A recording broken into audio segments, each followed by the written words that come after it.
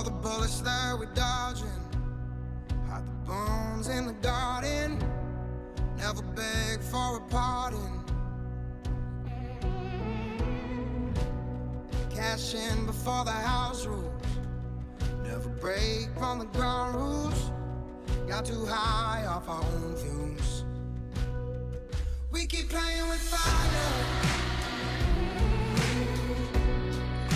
knowing it's a dangerous game. Yeah, we keep playing with fire. They can smell it from a mile away.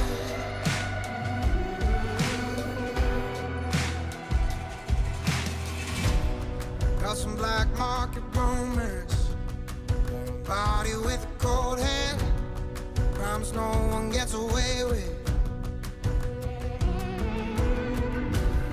Some sins you can't atone for. Like gold you trade your soul for. Had enough but gotta have more. We keep playing with fire, knowing it's a dangerous game. Yeah, we keep playing with fire. They can smell it from a mile away there. So we keep playing with fire. Never learn, you never learn. Let it burn, let it burn, let it burn.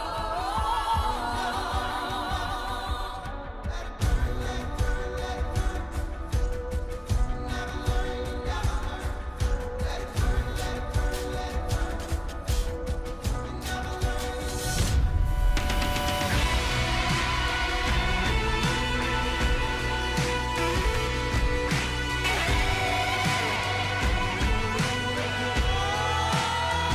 We keep playing with fire, knowing it's a dangerous game. Oh, yeah, we keep playing with fire, fire. They can smell it from a mile away. Yeah, we keep playing with fire, knowing it's a dangerous game. Yeah, we keep playing with fire. They can smell.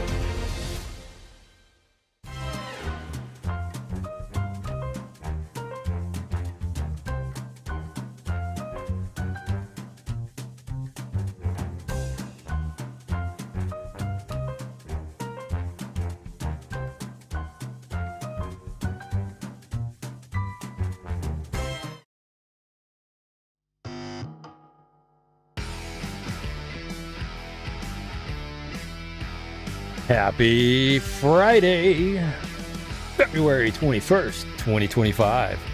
It's Chris and Mark with the NWA Exchange podcast, the only podcast you need to listen to know everything about Bella Vista and beyond. Well, doggone it, them icy streets and dirty deletes happened this week. Let's get into it right now. What's going on, my friend? How you doing, bud? Hey, I'm doing great. How about yourself? Well, they finally came and plowed our street today. So, they That seems to be finally a big came. issue of late. Yeah. Yeah, I tell you what, though. it was some pretty heated moments over there on the social media this week, man, with the city of Bella Vista, posting information and some people in the community challenging what they're telling everybody. We're going to get into that in a little bit, but man, a lot going on all over the place this week, man. So much. I mean, it's been 30 days. Yesterday was a month since the new administration took over. How you feeling after a month, man? I mean, it feels like I feel like fully gaslit, man. You know what I mean?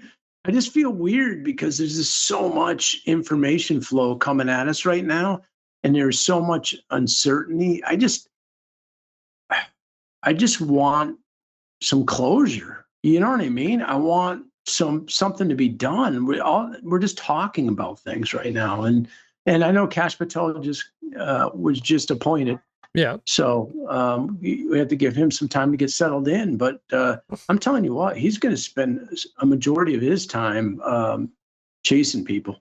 Yeah. He's got the toughest job in administration in my mind. I think he's got his hands full. I believe I saw something this evening after dinner. I guess he's already relocating, I think 1,000 FBI agents out of DC to Alabama. Wow. On day one of being confirmed, man. But that was something that has been talked about for quite some time is allowing, moving them out of DC, out of the bureaucratic state, right? And putting them in the field and letting the field actually bubble that information out versus having this one, hub, which is clearly, part of the bureaucratic state. The bureaucracy is real. We even know that there's probably a little bureaucracy in Bella Vista. Department heads running the city, and so we'll talk a little bit about that. This week there was a city council work session. Couple of weird, I'm not gonna say weird, but a couple of items on there. The one I really like, and that is, so the mayor is making an appointment for some vacant board positions. I believe there's 2 vacant board positions for the Planning Commission. I think there's an active transportation.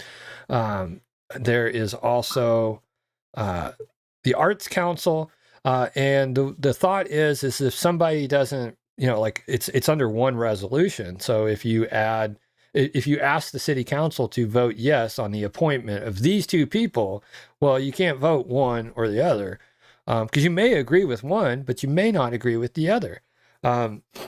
Case in point, like what you brought up 2 years ago at the first city council meeting of 2022, I believe, was the appointment of Linda Lloyd to the Planning Commission due to her, and you said potential conflict of interest, the optics of a conflict of interest, the mere optics alone, means you should probably shy away from it. But lo and behold, they still appointed with only one city council member abstaining from voting. Again, this will allow city council people to approve one or not approve the other.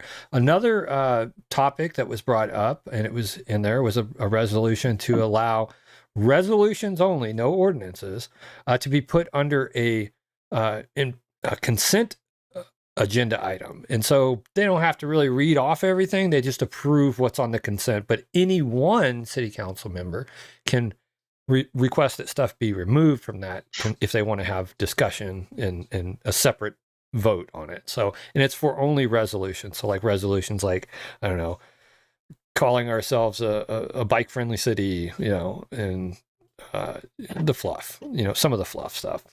But there's also, Wendy Hughes brought up the upcoming vacancies on the library. I think it's a library advisory board. there was a letter in the Weekly Vista that I read, and a couple people emailed it over as well. It was also run in the Northwest Arkansas Democratic Gazette. And they have that paywall, thing that you got to do. But luckily, Weekly Vista, I am a subscriber to that. Again, trying to stay informed with that side of the news, and we're going to get into that because they have a really, really massive walk off right now, which I think needs to be discussed. And I believe it ties to how the city handled the Friends of the Library's Encore bookstore, which had given over $250,000 to the library. And so that has basically opened the eyes of some, a moment for them. Unfortunately, poor leadership always leads to things like this. The fallout from poor leadership is, it's horrible. And so without further ado, buddy, we're going to get into a couple of things that people can look forward to in the very near future. And one of them includes an opportunity to sit down and talk with one of your city council members. Let's go ahead and get into it, Mark. Take it away. What do you want to get into? Networking first? Yep, Is that what you want to do? networking. Yep. Okay, so we got the 2025 Women in Networking monthly luncheon. That'll be this coming Wednesday, February 26th from 11 a.m. to 1 p.m. The address there is, or the location is Napoli's Italian Restaurant, 463 North 46th Street in Rogers. Good opportunity to network in the area, the women. So Wait a minute. Can men go to that too? No. What the heck, man? Come on. Sorry, I'm kidding. Tickets can be purchased for $32 and include your lunch, networking opportunities, and a roster of attendees sent to your email after the event. Man, You can exclusive promote your girl business groups, by sponsoring one of our luncheons. So it's a good opportunity to network with yeah. people if you've been out of the mix for a while, or Yeah. you had kids or whatever it may be, and Yeah, I think it's a good mixers like that. Networking, small business owners always need the ability to network and grow their business and resources. So I always support things like this. It's just, but again, limiting it to women, only. I don't know, man. Seems kind of, what is it? Would that be considered misogynistic? I don't know. Whatever. Moving along. All right, buddy. So we have the Building a Better Village Roundtable discussion with Wendy Hughes. So this looks like a really good opportunity to open up the dialogue between the citizens of Bella Vista and the city council. So that'll take place Saturday, March 1st. You're on the wrong one, buddy. I was on the wrong one. I'm sorry, buddy. There you go.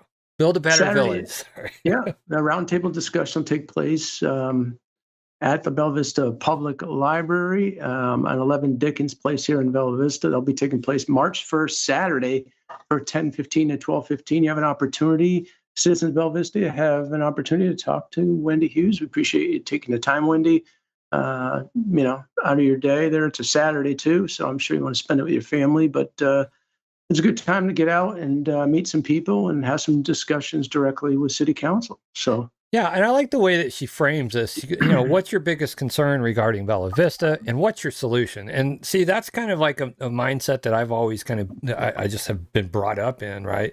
Is if you see a problem, right? Don't just bring the problem to us. Bring a solution as well, or a suggestion of how this can be resolved. Right? And I think that also prevents these things from turning into gripe fests. Right? So.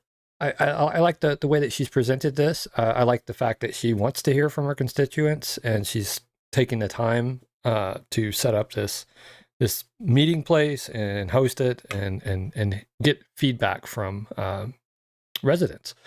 And she is the mayor pro tem, so she's doing the right thing by getting prepped in case something happens where she has to take on that mayor position temporarily. So shout out to her for doing that. I'm really impressed with this new city council, man. Very impressed with the professionalism, the mindset of like no. It's like it's not just going along with the motions, right? Mm-hmm. It's people are actually critically thinking. They're doing their research. They're doing polls. Travis Harp did a poll. Asking for people's input Do you feel that the city council should be able to review all of the applicants for board positions so we can, review those and make sure that, somebody very qualified wasn't passed up? It's a preventive mechanism to prevent cronyism or nepotism or whatever ism you want to call, right? It's an accountability and transparent thing. And the majority of people who responded to his poll were in favor of the city council being able to review all of those. Because again, they might not agree with who's appointed. And that's, but they know that qualified people are out there. We know that there's a lot of talent in Bella Vista. So I like the thinking process. I really do. So. And I think the polls, and I appreciate everybody's, voting on these polls to make a big difference. It lets the city councilors and us know what are people feeling, what the pulses of the community. So yeah, they're taking a more proactive approach, and they're trying to not just rubber stamp and let things just go as they always have. So I really do appreciate all of them and the job that they're doing. And then moving along, buddy, we've got the 2025 NWA Home Show. Yeah, February 28th, 10 a.m. To 5 p.m. That'll be running from February 28th to March 2nd. That'll be in Rogers, 3201 Pinnacle Hills Parkway, Rogers, Arkansas.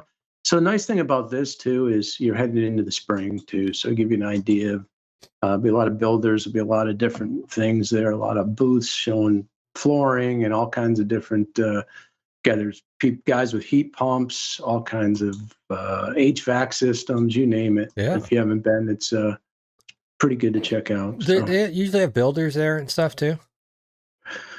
Yeah, they do have builders there. There's builders, there's window companies, there's a little bit of everything. Most of the guys are there. They have someone representing them, right? Yeah. Yeah, there's some builders, custom guys in there. Okay. Yep. Cool, man. I might have to swing in there and check that out. All right, man. And your favorite time of the night. Let's talk about it, ladies and gentlemen. The proteins, the budget busters. Here we go. All right, buddy. We got, let's see, 2-pack of pork butts, $1.47 a pound. Eye-round roast, $3.98 a pound. 73% ground beef, $3.15 a pound. Baby back pork spare ribs, $2.55 a pound. And a leg quarter, $66 a pound. So yeah, pork butts. Meat prices continue to hold, and they're going to probably go up a little bit. But man, still great prices, though. Yeah, absolutely. All right, man. We do not have a break tonight because we're going to go right into the story that ran on the Weekly Vista. Several resigned from city's library advisory board. Shame, man. February 19th, 2025. Several members. Whoa, Mark, you just went off into the jungle, buddy. What are you doing, man? I'm away. What are you doing in the jungle, man? Can't get out of there, dude. You're going to have to change that. You got to click the... Won't let me. Yeah, it's the view. You got to... What are you doing? Speaker view. No, it's... Nah, it's not going to let me, man. I'll have to log off. I'll pop back in. All right, pop back in. Yep. Man. Let me restart this call. Man. Just off in the jungle, man. Start call. He should be back momentarily. Might be able to ring him. I don't know. All right. Well, anyway, I'm going to go ahead and read. Several members have resigned or plan to resign from the City of Bella Vista's Library Advisory Board. According to former members, Marianne Farner, who served as chair of the board, has resigned. She served on the Library Advisory Board since the time it was founded. She said she resigned due to the situation in which the Friends of the Library, welcome back, brother. All right, buddy, I'm back. Friends of the Library Encore Bookstore was evicted from the Bella Vista Public Library after the Friends of the Library terminated its lease with the city. Let's see. The situation arose after the Friends of the Library signed a lease with the city that was good through 2024, but decided not to renew it for 2025. The Friends of the Library asked instead to be able to enter into a memorandum of understanding. After a few attempts to negotiate the lease, the Friends of the Library board rejected the lease proposed, and the president, Dan Jeffrey, conveyed this to the Mayor John Flynn and suggested an MOU again. Shortly thereafter, the bookstore received notice of unlawful detainer from the city, which we covered about 2 weeks ago, I believe. Friends of the Library have been huge supporters for decades, Farner said.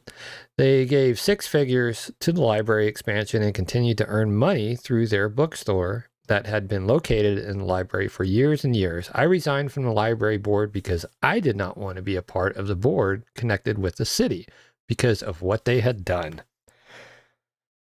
Is there someone that can make a timeline of communications on this? The whole thing just smells terribly. Yes, FOIAs.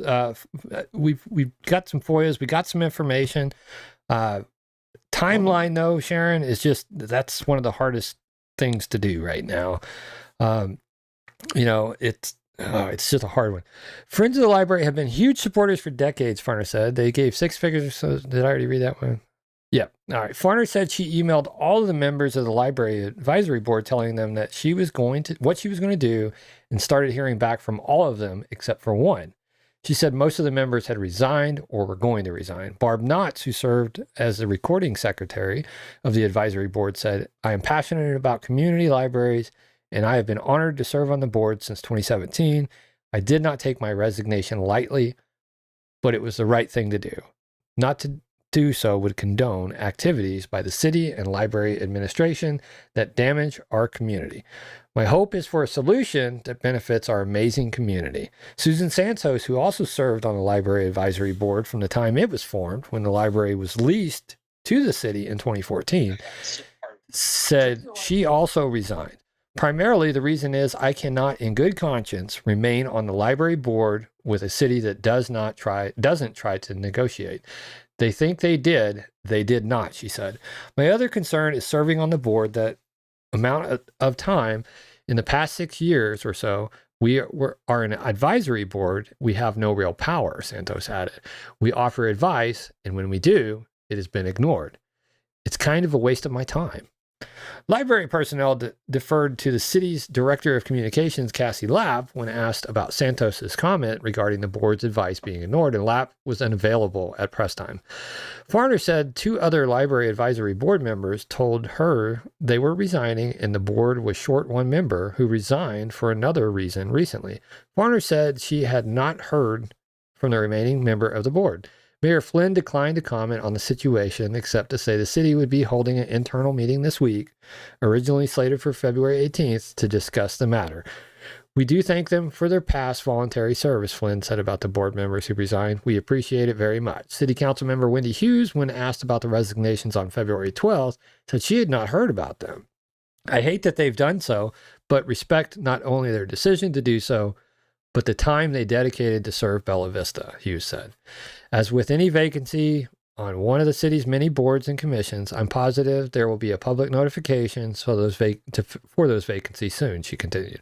While I cannot speak for anyone else on the council, I am hopeful that we will receive an abundance of applications from those who are passionate about the library, and that the empty seats will be filled soon. All right, man. So yeah, again, the product of, I said it when we talked about the eviction notice. It's poor leadership, man. Coming to the table and you shouldn't ever walk away from the table whenever you have the ability to negotiate a peaceful resolution. You shouldn't. I agree. Yeah. Again, I don't know how we can beat the dead horse on the leadership aspect, but we're not going to do that, right? We're going to go over to the city council work session that was conducted on Zoom this week, and we are going to again talking about the innovative ideas, the thoughts, and modernizing. I know for the longest time, Mark, I've been asking for the ability to have the ability for us to attend city council meetings virtually. much like Right. Bentonville does, and being able to speak, because some of us are professionals, some of us are, have children and got to get food on the table because the city council meetings, happening, but we still have our priorities at home, but we still have input, and we should be able to attend virtually. But I also think that that's important for our city council members to be able to attend virtually so that their vote still counts, right? They're just not marked as a no vote for some very, think about it. If somebody knows somebody's going to be out of town, they've talked about it, they've posted it on their social media, whatever. Slipping something into the agenda a week prior and then trying to ram something through on a vote, and that person doesn't have the ability to attend the meeting because, I don't know, maybe they had a death in the family. Maybe a business trip where they have to go takes them away so they can't attend that meeting and there's nobody else available. These things really happen. Sick kids at home. These things really happen. So having the ability to augment up to 4 times a year. So we're talking about four meetings out of the year. To attend via Zoom and cast your votes and have discussion makes sense. It's modernizing our city. It's modernizing how our city does business. And it also increases transparency, right? Having these meetings on Zoom allows the general public to attend them. We're not dependent on the Bella Vista Community Television side of the house. We're not dependent on Kevin Dooley's side of the house. It provides transparency for everybody. Let's listen to this piece and some of the discussion, and then we will stop and pontificate. Next one is K, a resolution amending the rules of order and procedure of the Bella Vista City Council to authorize virtual attendance by council members at regular meetings no more than 4 times per calendar year. I think this was Anna. Isabel, was this yours? Yep, this was mine. So if anyone has any questions or thoughts on it, be open for it. But yeah, I mean, here's a perfect example of we're all on Zoom. But if it weren't weather, if it were illness or travel or something else, I think we would all agree we still want to be able to do our duty, attend meetings whenever possible in person, but in the event that we can't be in person, that we're able to still be there and still vote on these important issues. I do have some comments on that. Go ahead, Greg. Okay. I guess, to me, it seems a little disingenuous to say that we already have these rules in place. I mean, that's kind of piggybacking on a national disaster, COVID, and then such as days like this, a snowstorm where nobody, those make sense. To me, 99.9% of being in this position is going up. I understand, being virtual, but in my mind, I mean, you're basically saying that we're allowing a year of your term to be virtual. That's 25%. So if you go to your employer and you say you're going to take 3 years of your first year of work virtually, I don't know many employers that would go along with that. So, just based off of that right there, I think that a lot of employers went along with that. A lot of employers have shifted to virtual office hours and stuff like that. They have saw the value and the productivity increase. Don't have all that water cooler talk and stuff like that. So I can't really get on board with not recognizing that virtual work or virtual appearances. Life is all done. I mean, we're doing a podcast virtually, Mark, right? Right. We've been doing a podcast for 3 years virtually. Very rarely, I think we've gotten together 2 or 3 times and done them in person side by side, but again, this is a technology. It's something that should be leveraged. It should also be looked at in the eyes of transparency, right? You're not being dependent on somebody being there to stream it for you. You can attend yourself and hear it. And also the transcription features of Zoom are really pretty decent. So The problem I have is the infrastructure, and you know better than I do.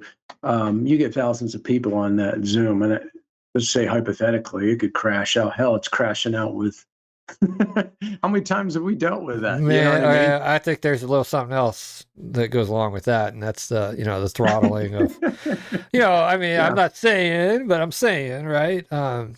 The overlords don't be careful what you say, right? I mean, we still, we're still got a strike on YouTube, believe it or not, man, for something that's been Telling the proven truth. now, for telling the truth, right? Wait 6 Yeah. months. But yeah, I couldn't get down with that. I think that I think that this is a viable option, especially, to be used in an emergency setting, right? Yet you have to somehow accommodate public participation on the process, right? Well, Greg, I agree with that. Greg says, yet you still you have to somehow accommodate public participation on the process. This, I think, actually would make public participation probably a little bit better, because some people don't like the feeling of going there and talking to the city council and getting the deer in the headlights look, or just being dismissed. We've seen enough of that behavior in the past. I mean, heck, I've been told that the FOIA that I filed wasn't the FOIA that I got back in the file. We've watched your behavior. We have it on video. We filed the FOIA. Like, these are factual items that you have conducted, but you're going to try to gaslight me. No. So if you do have, like, I don't know, a little reservation about going to the city council, you can attend virtually and speak. I think that this is an opportunity to modernize the process so that people can engage and have their 3 minutes on Zoom, or bring up topics to the council virtually. Because, like I said, a lot of working people can't rush home and get to the city council in time to attend the meetings. So this gives people that little bit of an ability to still attend and participate in the civic process.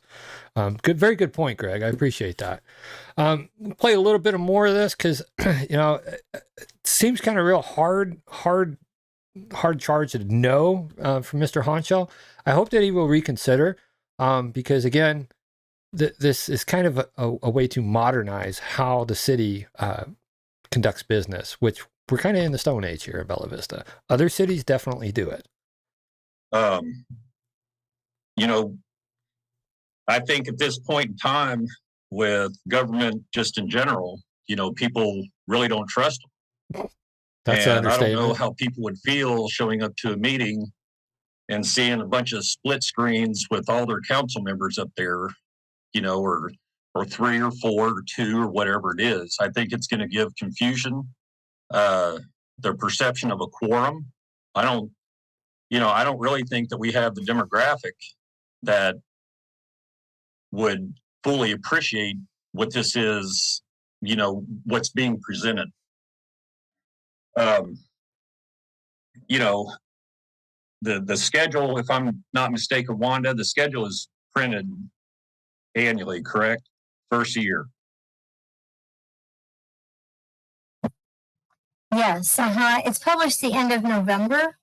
Right. Every year, all of the meetings. Yeah. So, I mean, and that's kind of my thing. And even if you travel, and I understand that, but, everybody has that schedule. And, if somebody needs to take your place in order to be here, and I know this is not a full-time job, but that's part and parcel of being a council member. Please let me finish, Wendy. And, I just can't get behind, I could go for 2 times in an emergency situation, easily, work sessions, just like this, we're all sitting around speaking basically internally. There's no public input, anything like that. So it's all conversations within ourselves. So that I don't have a problem with. But Yeah, I think that the work sessions right now, we are limited by work session, right?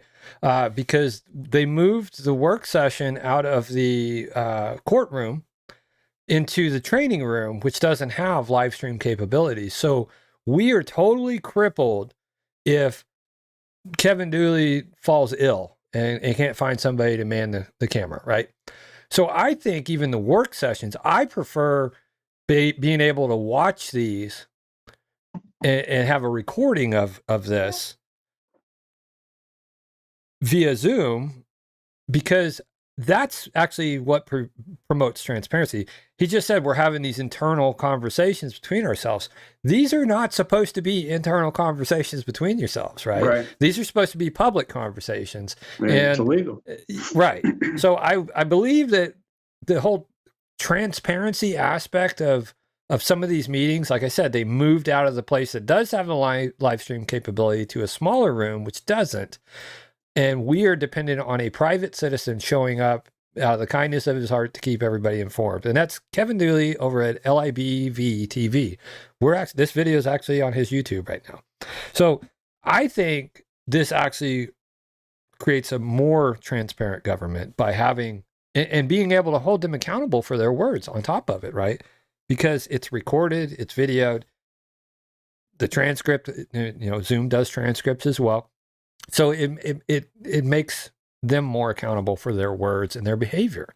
I'm all in favor of having these things on Zoom, having a record that I don't have to be dependent on a third-party service. Even Bella Vista Community Television, when you got up to speak at one of the city council meetings and told Councilman Fowler he should resign, they just magically had technical difficulties during that section of their video, right?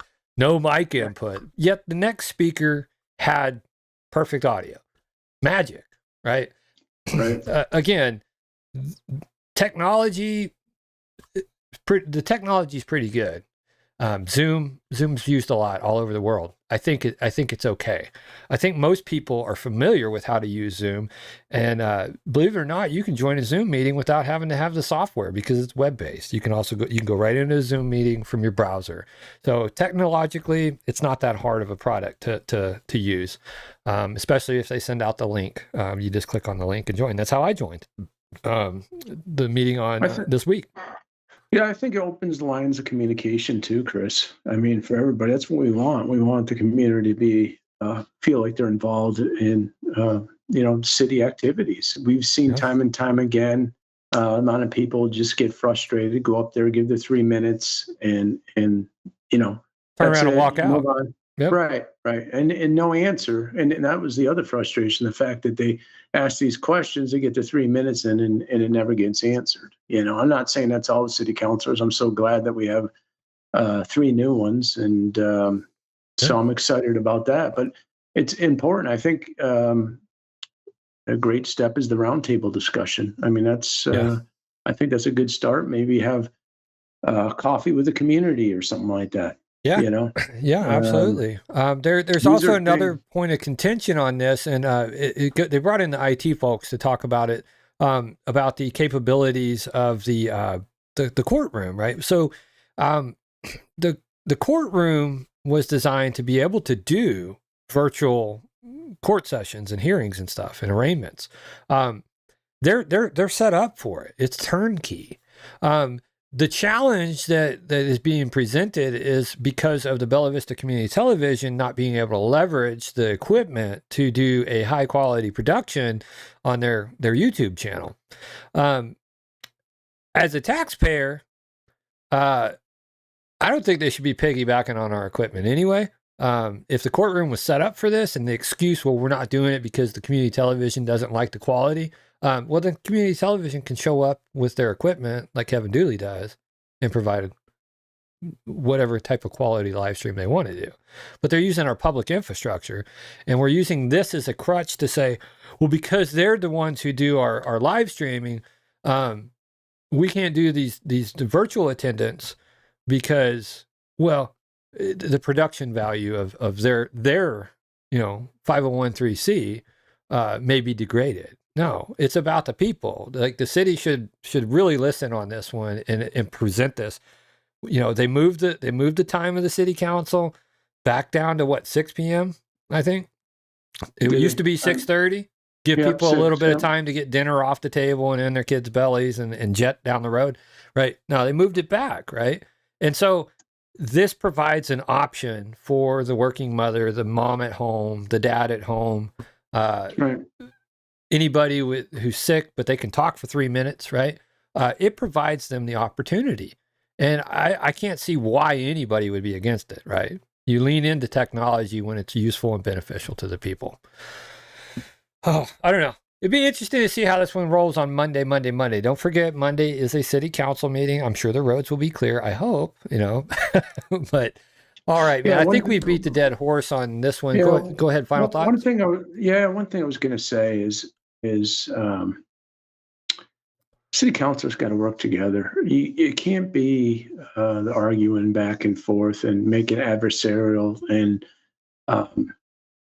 it's unfortunate when you see that. I can tell by the tone of the conversation that there's friction. You know, and the city sees that, and the community sees that, and that's exactly what we don't need.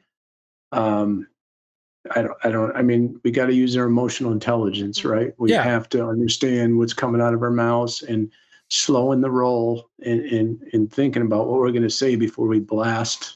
Well, you also pick and choose your battles, like right? Pick and choose your battles, man. I mean, this is having a technological a discussion to leverage technology to fill voids isn't something that I would. It's not a mountain I would die on, dude. It's not. I really pick and choose your battles wisely, right? Because at some point you may need another city council person to sponsor something that you're working on, and they're going to remember how you treat you've been treated. We can list a million incidents where abrasive doesn't work. We saw that with the last city council, right? And it's the reason we have a new city council with some missing faces. The abrasive, hard-nosed approach isn't what people are wanting from their city council members on nothing issues like this. This is actually an advantage for the people. It's an advantage to make sure that their voices are heard. It gives the ability for any unknown circumstance that city council person that represents that ward can still cast a vote, even though they might not physically be able to be there. And that's important to people. So I'm okay with it. And we'll leave it at that. All right, man. So we're going to get over to the fun part of the night, and that's the dirty deletes, man. So a lot of people on social media were a little upset that they heard trucks driving around all night the day of the storm, right? Only to turn around and walk out the front door and look and say, well, it quit snowing. It looks like the main road's done, but nobody's touched any side roads. The city of Bella Vista did a post, and then, obviously Bella Vista Community Television, Discover Bella Vista, we even shared the post, right? Just you're seeing this content isn't available right now. And I'm like, why isn't it available? The city deleted their post. Don't worry, somebody actually got a record of it. Didn't get all the comments. Post from the city, though. 8 a.m. update. Well, it's cold out. It's cold. So cold that not much can be done with our roads right now. Our crews worked through the night and did what they could after the snow stopped just after midnight. The main roads are identifiable, which is a win for now in this type of weather, but not clear.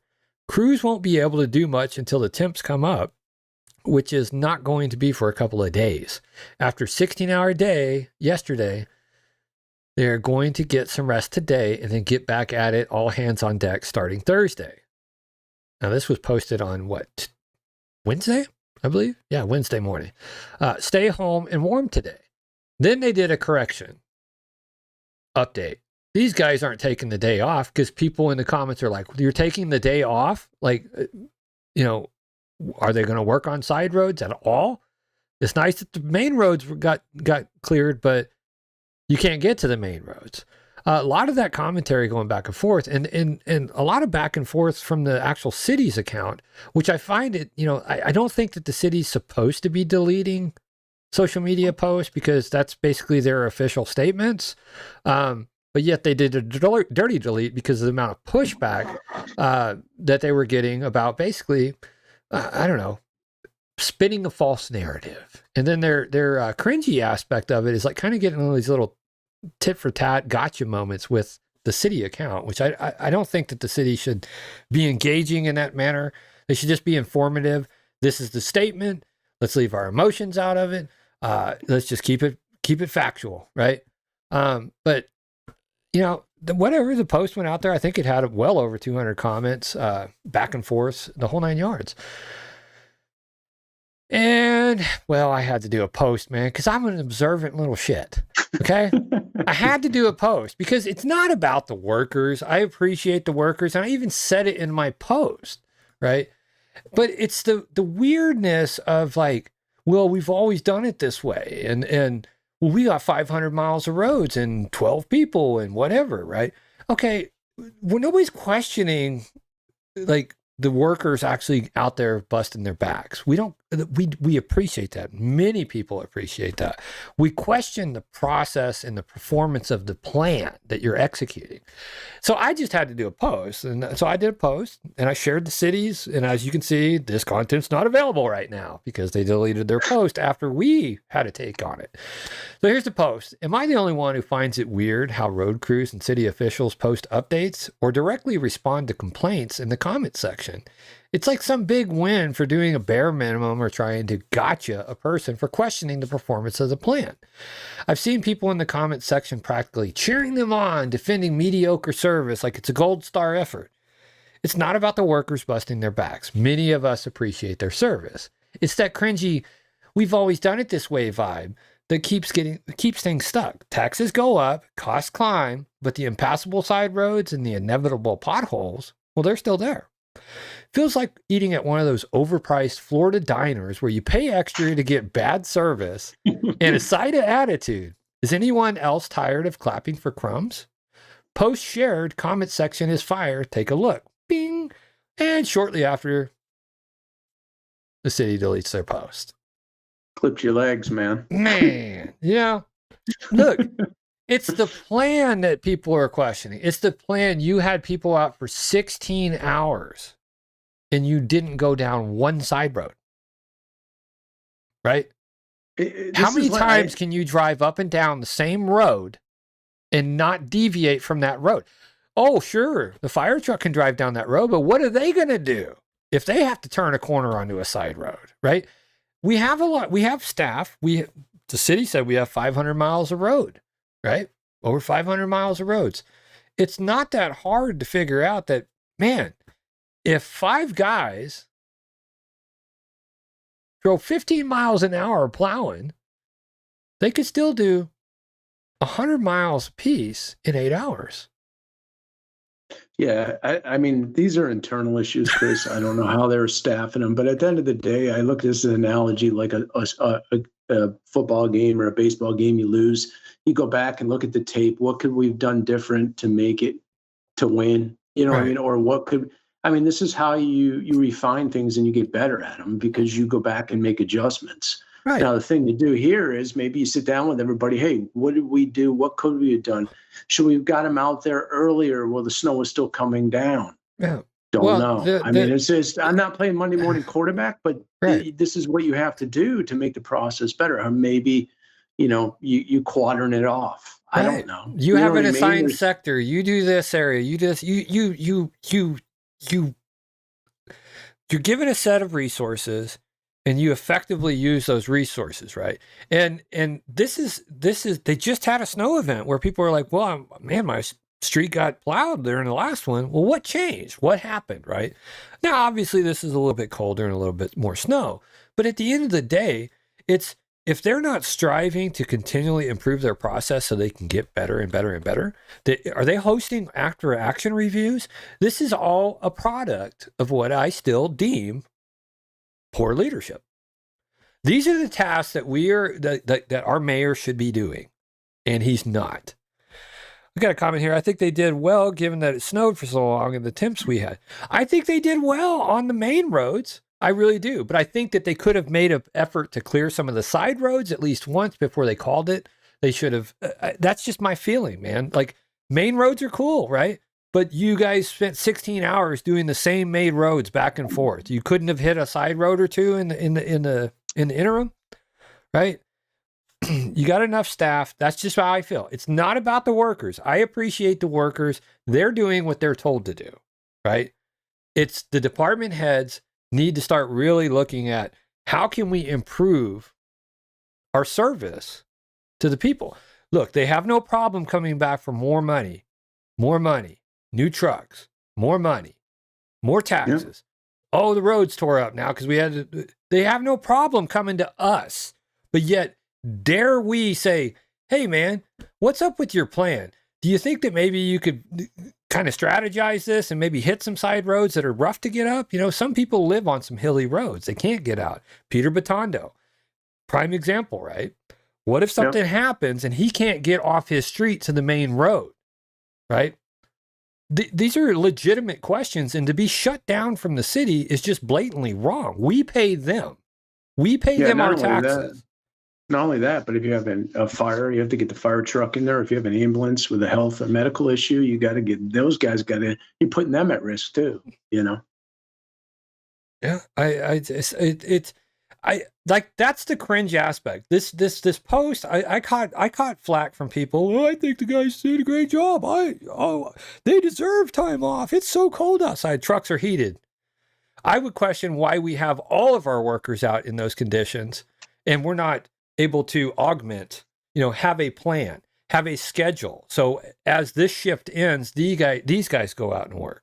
These are legitimate questions on how to effectively run with limited resources. And that's just my 2 cents. You can hate me for bringing it up. You can hate me for doing my post. I really don't care if you hate me. Jesus loves me. So at the end of the day, let's move along. All right, man. Yeah, see, I caught some hate. Your definition of bare minimum is allowing workers to take a break after 16-hour shifts. Do you want them on the crappy roads after 24 hours? That seems like a really efficient plan instead of bitching. Yeah, I'm catching flack. I'd like to see your entire game plan laid out. Well, maybe if you tuned into our podcast every now and then and drop that like, maybe you get that message. Maybe you can offer expertise rather than calling them mediocre. Don't live on a side road in the 45 square miles you seem to think should be plowed immediately. I ain't saying it's got to be plowed immediately. I'm saying a little bit more effort for the side roads. But if you want to be able to leave 22 minutes after a snowstorm, newsflash, I don't got to leave. Right. So again, I caught flack, but it's okay. It's okay. Too. Reading and comprehension is not strong in some, period. Right. Because it's not about the workers breaking their backs. We appreciate them. Many people appreciate them. It's about questioning the plan. Reading and comprehension, baby. But these are some issues that just happened this week, y'all. I know we're getting almost at that time. We're at 52 minutes. We got a few more minutes, Mark. Do you want to talk about anything else? We got a bunch of... Yeah, Kash Patel got confirmed, and he was sworn in today, which is great news. Finally, I didn't think it was ever going to happen, Chris. It's been going on for so long. So I'm happy Colton. about that. We got a comment from Colton here, buddy. He says, he goes, trucks are heated, but they don't load themselves. And I can appreciate that. They don't fix themselves when something messes up. I can appreciate that. I respect your opinion for sure. I just see why they make sure mains are good before sides. Emergency personnel has to get through main road before they can get to your side road. Appreciate y'all for actually talking about this stuff, though. I appreciate that, Colton. I really do. It's the community. We all have to talk about these things in our community if we expect anything to get better. It's not that we're being overcritical. We're questioning the plan. We're questioning the leadership and saying, look, it's not my job, man, to look at these things and propose process improvement plans. Trust me, it's not my job. But if I see something and I think that we could question the process that's in place and try to spark people to have that moment, how could we improve this? That's what we try to do over here. That's all we're trying to do. We're not beating up the guys, and gals, because I'm sure we got some gal drivers too, we're not beating them up, right? We're just saying, where is your process improvement plan? That's all we're saying. How could we do this more effectively given the limited resources we have, right? That's all we're asking.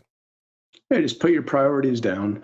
Yep. The other thing I was going to say is Robert F. Kennedy Jr. was approved too, so he's up and running. He put down his first 6 months as HHS secretary. He's going to ban mRNA vaccines. He's going to ban glyphosate and pesticides from our food. He's going to ban harmful food additives that are banned in other countries, like the dyes and what have you.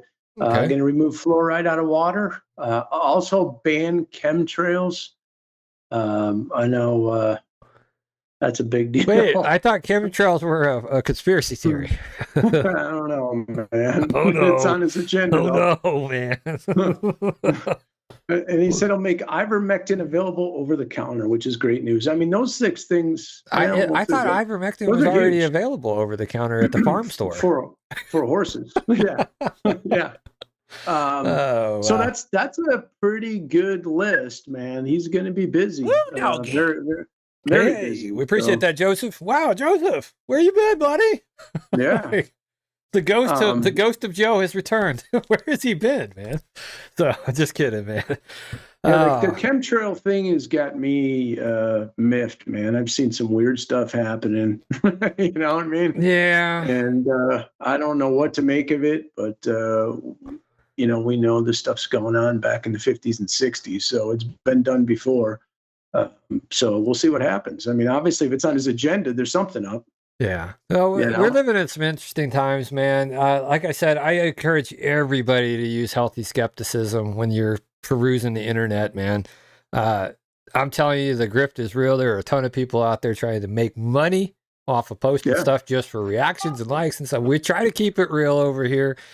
We do have our opinions, but at the end of the day, you know, we're not pro-Democrat, pro-Republican. We're pro-American over here. We believe in the rule of law. We believe that there are good people on both sides of the aisle. We got to come together. We have to have these discussions. You might not like something that somebody's nominated for, but at the end of the day, you have to respect that people didn't like who was nominated for some of these positions the last 4 years. We just have to keep on keeping on, man. And again, use that healthy skepticism. You know, and if you see something that you feel that we are posting that needs clarification, or you want to have dialogue with us, I mean, dude, we have a phone number up. You guys can call it during the show, right? But you can also, we have our emails up. You guys can also email us if there's something you want to discuss or something you want us to talk about. Or if you want to even join, you know, pop on the show, let us know. This is for the community. This is why we do it. We want to have dialogue. Also, we posted, we finally said, you know what? We're tired of the censorship. We're tired of our posts being taken down out of the large groups in Bella Vista. I'm sorry, I cannot get down with people censoring our content, because we're having real talk over here. So there's a new Facebook group out there. It's called Bella Vista Unfiltered. I encourage everybody to join it. And at least then our message can actually go there and we can have the dialogue back and forth. I'm telling you, I try to respect everybody's opinion. You know, if you bring something up like Elon's, you know, the Doge is unconstitutional. Why do you feel it's unconstitutional, right? I'll have that dialogue with you. I don't have a problem with that.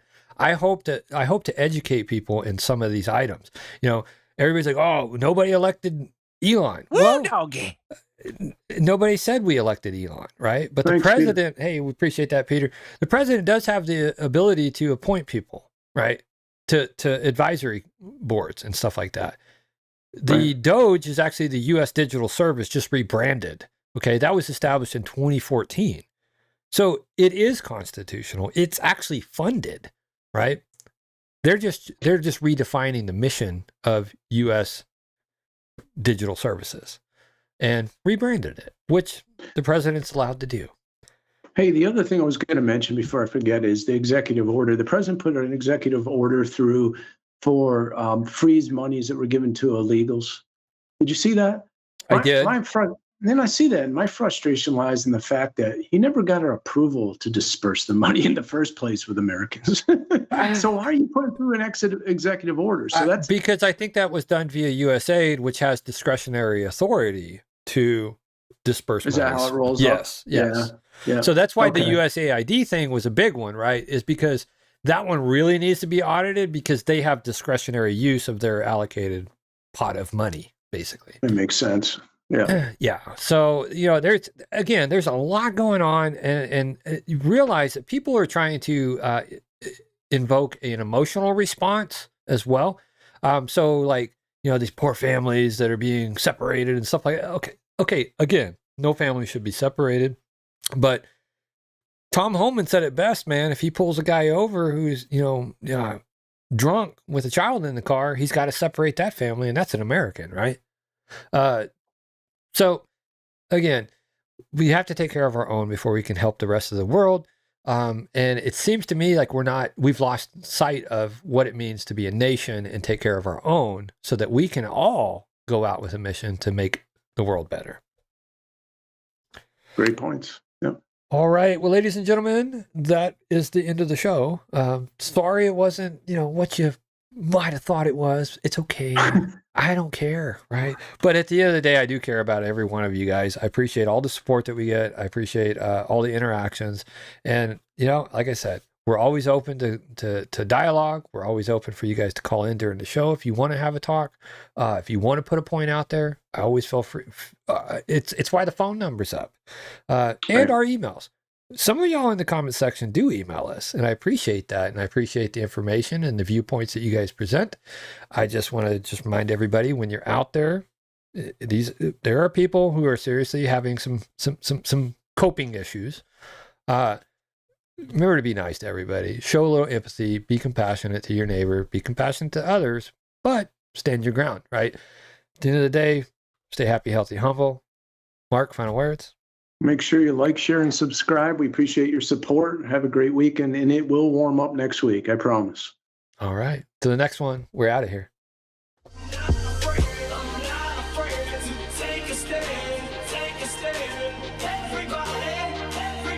come take my hand, come take my hand, walk this road together.